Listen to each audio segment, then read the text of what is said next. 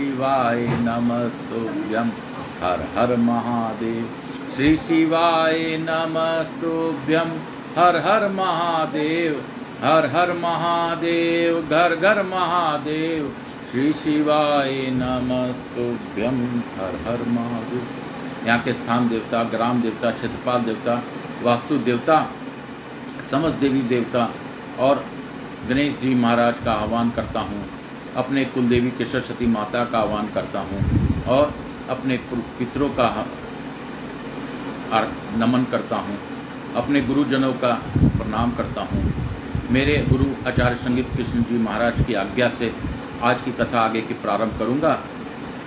मेरे भोलेनाथ मुझ पर कृपा करें ताकि मैं कथा पढ़ सकूँ। हर हर महादेव। श्री शिवाय नमस्तुभ्यं।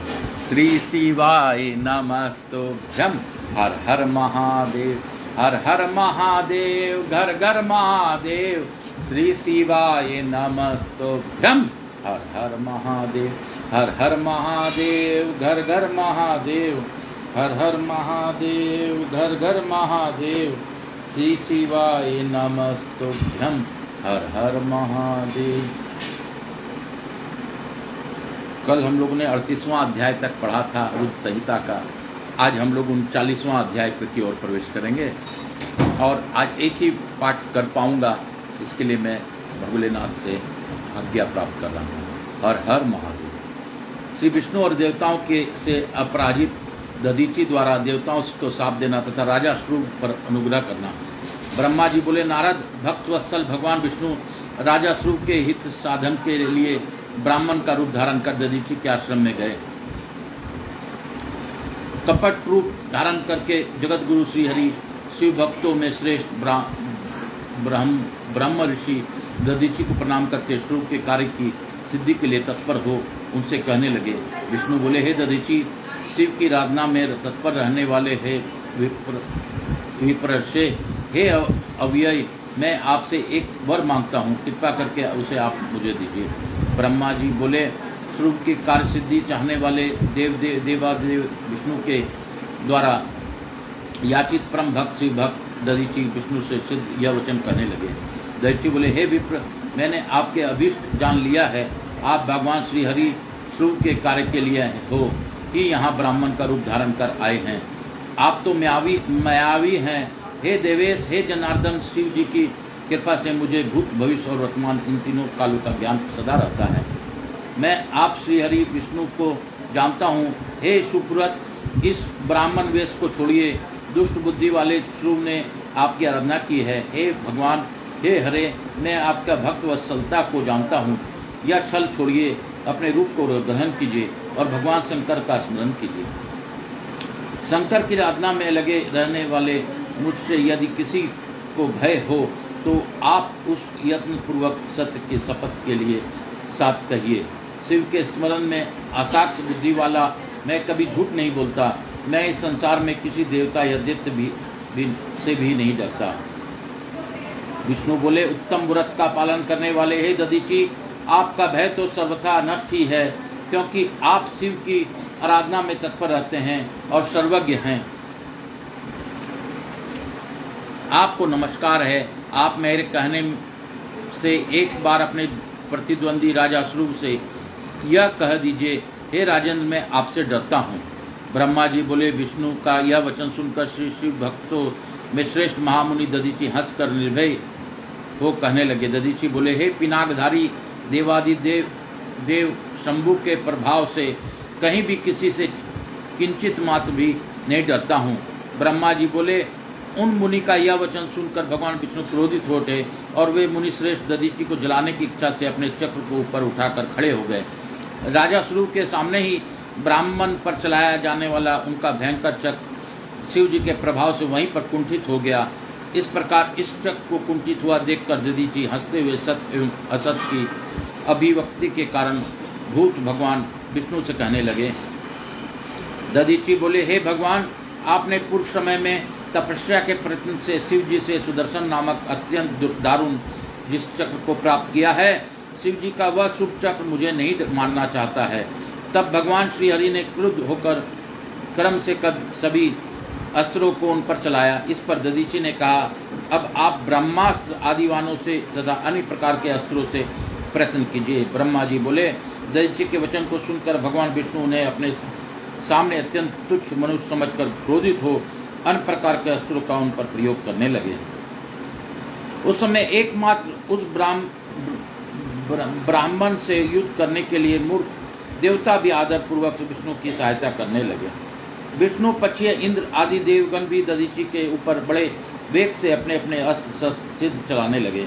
तब ब्रज हुई अस्थियों वाले जितेंद्रिय दधीची ने शिव जी का स्मरण करते हुए मुट्ठी भर कुशा लेकर सभी देवताओं का पर प्रयोग किया।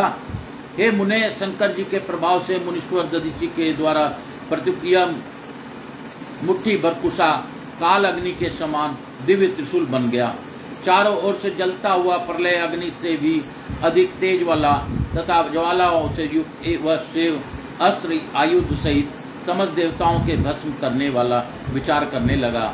उस समय विष्णु इन आदि मुख्य देवताओं के द्वारा जो अस्त्र छोड़े गए थे वे सभी उस त्रिशूल को प्रणाम करने लगे।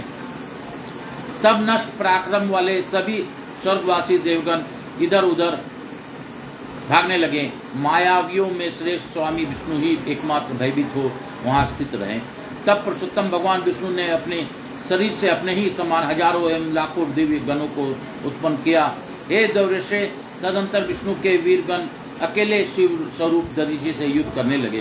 तदंतर शिव भक्तों में श्रेष्ठ महर्षि दधीची ने रण में उन गणों के साथ वहां बहुत युद्ध कर सहसा उन सबको जला दिया। तब माया विश्राद भगवान विष्णु महर्षि दधीची को विस्मित करने के लिए सिद्ध ही विष्णु मूर्ति हो गए। ब्राह्मण श्रेष्ठ दधीची ने उस समय उन विष्णु के शरीर में हजारों देवता आदि और अन्य जीवों को देखा। उस समय विष्णु मूर्ति के शरीर में करोड़ों भूत, करोड़ों गण तथा करोड़ों ब्रह्मांड विद्यमान थे। इन सभी को देखकर दधीची मुनि जगतपति, जगत तुल्य, अजन्मा तथा अविनाशी उन भगवान विष्णु से कहने लगे। दधीची बोले, हे महाभाव, आप माया को त्याग दीजिए। विचार करने से सब प्रतिभास मात्र प्रतीत होता है। हे माधव, मैंने भी हजारों दुर्वेग्य वस्तुओं को जान लिया है। अब आप निरालस्य होकर मुझसे अपने सहित ब्रह्मा, रुद्र तथा संपूर्ण जगत को देखिए। मैं आपको दिव्य दृष्टि देता हूँ। ब्रह्मा जी बोले। इस प्रकार कहकर भगवान शिव के तेज से पूर्ण शरीर वाले दधीची मुनि ने अपने शरीर में समस्त ब्रह्मांड को दिखाया। तत्पश्चात शिव भक्तों में श्रेष्ठ बुद्धिमान दधीची मन में शंकर का स्मरण करते हुए निर्भय होकर देवेश भगवान विष्णु से कहने लगे। दधीची बोले, हे अरे, आपके इस माया से अथवा मंत्र शक्ति से क्या हो सकता है? आप श्रेष्ठ कामना करके यत्न पूर्वक मुझसे युद्ध कीजिए। ब्रह्मा जी बोले। तब उन मुनि का यह वचन सुनकर विष्णु शिव जी के तेज से निर्भय होकर उन मुनि का अत्यंत कुपित हो उठे। उस समय जो देवता भाग गए थे वे भी प्रतापी दधीची के युद्ध करने की इच्छा से उन नारायण देव के पास आ गए। इसी बीच मुझे साथ लेकर राजा ध्रुव वहां आ गए। मैंने देवताओं तथा विष्णु के युद्ध करने से मना किया और कहा कि यह ब्राह्मण किसी से जीता नहीं जा सकता। मेरे इस बात को सुनकर भगवान विष्णु ने मुनि के निकट जाकर उन्हें प्रणाम किया। उसके बाद वे ध्रुव भी अत्यंत दीन होकर वहां मुनीश्वर दधीची के पास जाकर व्याकुल हो प्रणाम करके प्रार्थना करने लगे। ध्रुव बोले, हे मुनि श्रेष्ठ, प्रसन्न होइए। हे शिव भक्त शिरोमणे, प्रसन्न होइए। हे प्रेमेशान, आप दुर्जनों द्वारा सदा दुर्लक्ष्य हैं। ब्रह्मा जी बोले, हे नारद, उन राजा ध्रुव की तथा देवताओं यह बात सुनकर तपस्या निधि ब्राह्मण दधीची ने उन पर अनुग्रह किया। तदंतर विष्णु आदि को देखकर मुनि ने क्रोध से व्याकुल होकर मन में शिव का स्मरण करके विष्णु तथा देवताओं को श्राप दे दिया। दधीची बोले, देवराज इंद्र समेत सभी देवता और मुनीश्वर तथा गणों के साथ विष्णु देव रुद्र की क्रोध अग्नि से ध्वस्त हो जाएं। ब्रह्मा जी बोले, इस प्रकार देवताओं के श्राप देकर पुनः ध्रुव को और देखकर मुनि ने ध्रुव से कहा, हे राजेंद्र, श्रेष्ठ द्विज देवताओं और राजाओं से भी अधिक पूज्य होता है। हे राजेंद्र, ब्राह्मण ही बलवी और प्रभावशाली होते हैं। ऐसा स्पष्ट रूप से कर वे ब्राह्मण दधीची अपने आश्रम में प्रविष्ट हो गए। तत्पश्चात दधीची को नमस्कार करके श्रुव अपने घर चले गए और भगवान विष्णु भी जैसे आए थे उसी तरह देवताओं के साथ अपने वैकुंठ लोक को लौट गए। इस प्रकार वह स्थानेश्वर नामक तीर्थ के रूप में प्रसिद्ध हो गया। स्थानेश्वर में पहुंचकर मनुष्य शिव का सायुज्य प्राप्त कर लेता है। हे तात, इस प्रकार मैंने आपसे संक्षेप में श्रुव और दधीची का विवाद कह दिया और शंकर को छोड़कर ब्रह्मा और विष्णु को जो शाप प्राप्त हुआ है उसका भी वर्णन किया। जो व्यक्ति श्रुव और दधीची के इस विवाद संबंधी प्रसंग का नित्य पाठ करता है वह अपमृत्यु को जीतकर शरीर त्याग के पश्चात ब्रह्मलोक को जाता है। जो इसका पाठ करके रणभूमि में प्रवेश करेगा उसे सर्वदा मृत्यु का भय नहीं रहेगा, तब वह विजयी होगा।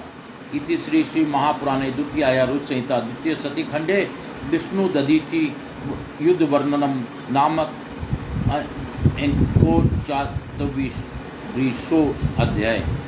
इस प्रकार से शिव महापुराण अंतर्गत द्वितीय रुद्र संहिता के द्वितीय सती खंड में विष्णु और दधीची के युद्ध का वर्णन नामक 39वां अध्याय पूर्ण हुआ।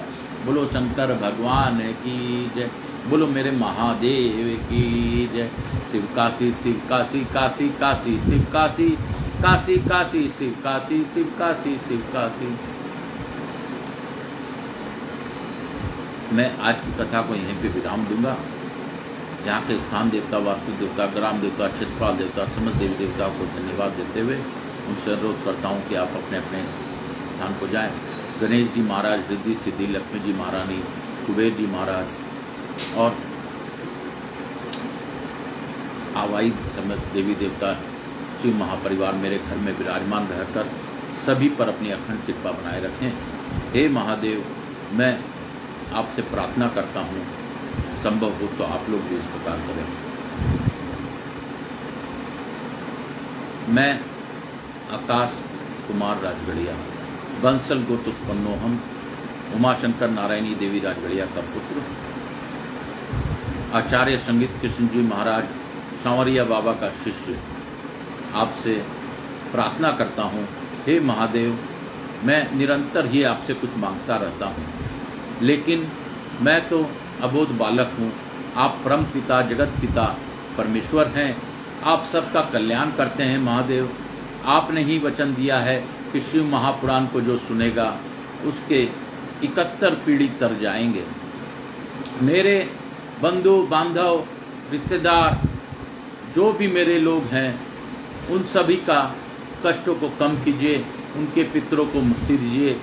और किसी से को मुझसे उपेक्षा है और उपेक्षा के कारण अगर उसकी गति नहीं हो रही है तो उस गति को भी आगे की गति दीजिए महादेव। मैं आपसे प्रार्थना करता हूँ कि आप सब पर अपनी अखंड कृपा बनाए रखिए बाबा। हे बाबा, आपकी अखंड कृपा से ही हमारा कल्याण है महादेव। आपके ही कृपा से ये सृष्टि चल रहा है महादेव। जो आपको अच्छा लगे वो कीजिए, आपको प्रारब्ध के अनुसार सबको दीजिए। मैं आपसे मांगता ही रहता हूँ, आप लोगों का कष्ट कम कीजिए, मुझसे जुड़े लोगों का पर अपनी विशेष कृपा बनाए रखिए महादेव।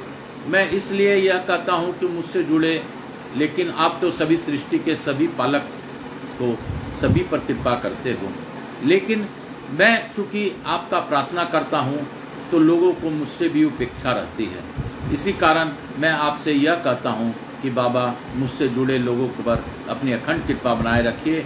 बाबा, आपकी कृपा मात्र से ही सभी का कल्याण होता है। बस यह मोह माया क्षणभंगर रूप में जो आपने परिवार दिया है, इस परिवार का कैसे भरण पोषण करना है, कैसे क्या करना है महादेव, आप जानते हो, आप ही करने वाले हो, आप ही करवाते हो। हे महादेव, मैं आपके चरणों में पुनः प्रणाम करते हुए आपसे निवेदन करता हूँ कि आप मुझ पर और मेरे परिवार पर जो आपने दिया है उस पर अपनी अखंड कृपा बनाए रखिए। इसके साथ ही आज की कथा को मैं यहीं पे विराम देता हूँ। आप सबों को वंदन कर नमन कर आज की कथा को यहीं पे विराम दूंगा। लेकिन फिर भी एक बात जरूर कहूँगा, कल से पितृपक्ष प्रारंभ है। पितृपक्ष क्या है? हम लोग तर्पण करते हैं, हम लोग अपने पितरों के निमित्त ब्राह्मण को जिमाते हैं या भोजन कराते हैं और संभवतः कुछ न कुछ दान देते हैं, क्योंकि हम यह सत्य है कि ब्राह्मण के मुख से हमारे पितरों को प्राप्ति होती है। कल से पितृपक्ष है, अनुपम पक्ष है, 15 दिन तक यह पक्ष चलता है। इस दिन संभव हो तो ज़्यादा से ज़्यादा श्री गुरुदेव दत्त का जप कीजिए। इस प्रकार कर सकते हैं, श्री गुरुदेव दत्त, श्री गुरुदेव दत्त, श्री गुरुदेव दत्त, श्री गुरुदेव दत्त, श्री गुरुदेव दत्त, श्री गुरुदेव दत्त, श्री गुरुदेव दत्त, श्री गुरुदेव दत्त, श्री गुरुदेव दत्त, श्री गुरुदेव दत्त, श्री गुरुदेव दत्त। दत्त भगवान का जप प्रार्थना कि आप पितरों को आगे की मुक्ति दीजिए। हे दत्तात्रेय भगवान, आप ही हैं जो यह कर सकते हैं। ये त्रिमुखी भगवान है। अगर आप लोगों ने दर्शन नहीं किया हो तो मैं आपको उनका चित्र दर्शन कराता हूँ। ये त्रिमुखी भगवान है, इनका 3 मुख है। ये हमेशा लोगों के कल्याण के लिए रहते हैं। आप लोग दर्शन कर सकते हैं। ये ब्रह्मा विष्णु महेश तीनों के रूप हैं और ये त्रिमुखी भगवान है। इनका 3 मुख है, आप देख सकते हैं। ये इनका साक्षात रूप है। ये विष्णु जी का, ब्रह्मा जी का और शिव जी के ही रूप सती अनसुईया को प्राप्त पुत्र, वही पुत्र में से ये दत्तात्रेय भगवान है, जो कि इनका कार्य है कि हमारे पितरों को आगे की गति देना। तो अगर हम लोग प्रार्थना करते हैं, जप करते हैं, तो निश्चित रूप से हमारे पितरों को आगे की गति मिलती है। तो हम लोग यह भावपूर्वक अगर उनका जप करेंगे, उनसे प्रार्थना करेंगे, तो मैं आपको विश्वास दिला सकता हूँ कि आपके पितरों को आगे की गति जरूर मिलेगी।